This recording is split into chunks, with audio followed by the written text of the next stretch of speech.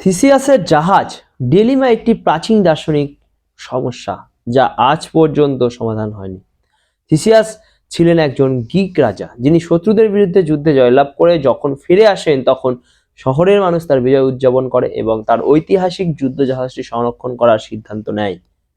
সময় পেরিয়ে যাওয়ার সাথে সাথে যুদ্ধের জাহাজের কাঠের টুকরোগুলো ক্ষয় হতে থাকে, তাই মানুষ প্রতি বছর পুরোনো কাঠগুলো বদলে দেয়। এইভাবে কাঠ বদলাতে বদলাতে অবশেষে জাহাজের সমস্ত কাঠ এতদিন পরিবর্তন হয়ে যায়।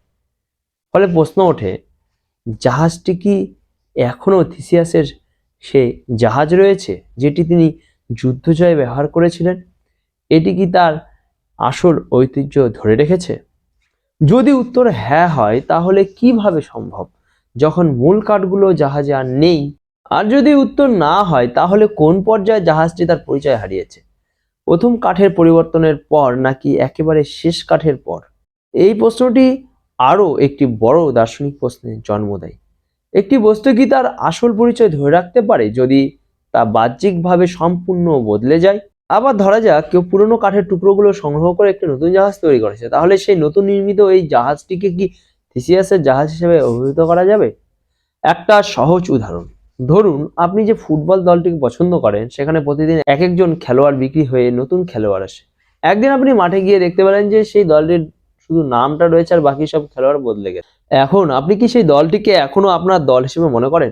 যে দল বিভিন্ন সময় ট্রফি এনে দিয়েছে, যার বিজয় আপনি আনন্দিত হয়েছেন, শিহরিত হয়েছেন, গৌরবান্বিত হয়েছেন, যার বিজয় উদযাপন করেছেন।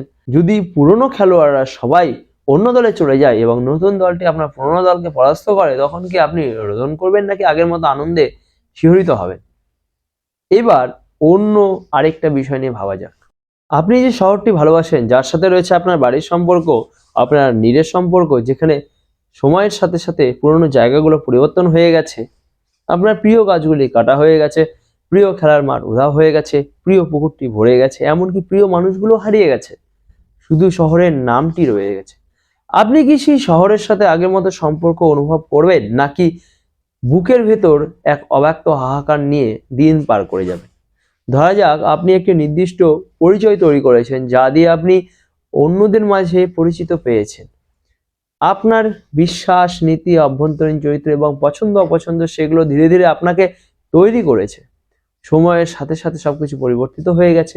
আপনার নীতির জায়গায় নতুন নীতি এসেছে। আপনি যা আগে বিশ্বাস করতেন এখন তা পরিহাস বলে মনে হয়। শুধু তাই নয়, আপনার চরিত্র বদলে গেছে এবং পছন্দ অপছন্দের তালিকাও পাল্টে গেছে। এক্ষেত্রে যদি আপনি পুরনো বন্ধুর সাথে দেখা করেন, কে জানবে এই আপনি সেই আপনি? তখন বন্ধুরা আপনাকে কিভাবে গ্রহণ করবে কিংবা আপনি আপনাকে কিভাবে গ্রহণ করবেন? আপনি যে মানুষ ছিলেন, যে বিশ্বাস নীতিতে আপনি অবিচল ছিলেন, জাহাজের কাঠ বদলে যাওয়ায় আপনার ধ্যান, বিশ্বাস, ধারণা সব যদি বদলে যায়, তখন কি ধরে নেওয়া যাবে বেঁচে থাকা অবস্থায় আপনার মৃত্যু হয়ে গেছে? এই মৃত্যু কি সত্যি ব্যক্তিগত হতে পারে নাকি হতে পারে জাতি এবং রাষ্ট্রগত?